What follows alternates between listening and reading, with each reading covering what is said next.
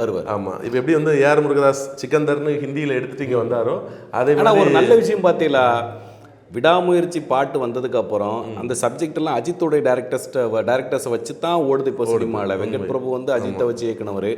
முருகதாஸ் கேட்கவே வேண்டாம். ஆமாம், முருகதாஸ் வந்து பார்த்தீங்கன்னா அவர் ஒரு என்ட்ரிக்காக தர்பாருக்கு அப்புறம் அவர் எல்லாருமே கை விட்டுட்டாங்க.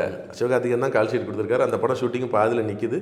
இந்த இப்போ நேரத்தில் வந்து சிவகார்த்திகேயன் முருகதாஸ்க்கு வாழ்வு கொடுக்காரு. அப்படி சொல்லலை, இல்ல, இல்ல, தமிழில் வேற என்ன, அதாவது பேசலாங்க ஒரு படத்துல கவுண்ட் பண்ணி சொல்லுவார். நான் தெளிவா மக்களே, நான் வாழ்க்கை கொடுத்தாருங்கிற வார்த்தையை நான் சொல்லல, வாய்ப்பு கொடுத்தாருன்னு கூட சொல்லல. எனக்கு அவர் எந்த காமெடி நடிக்க கமிட் பண்ணியிருக்காருன்னு சொல்ல வரேன். ஏன்னா அவர் இன்னைக்கு ஒரு லீடிங் ஸ்டார் தான். அவர் வந்து என்னன்னாலும் ஒரு லீடிங் ஸ்டார் தான். மற்ற டேரக்டர்ஸ்க்கு வந்து அவர் சேர்ந்து ஒர்க் பண்ற மாதிரி முருகதாஸ் வந்து இன்னைக்கு ஒரு டவுன்ல இருக்காரு. அவர் கூட சேர்ந்து ஒர்க் பண்ணுறது ஒரு பெரிய விஷயம் தான். இந்த நேரத்தில் சிக்கந்தர் டீசர் வந்திருக்கு.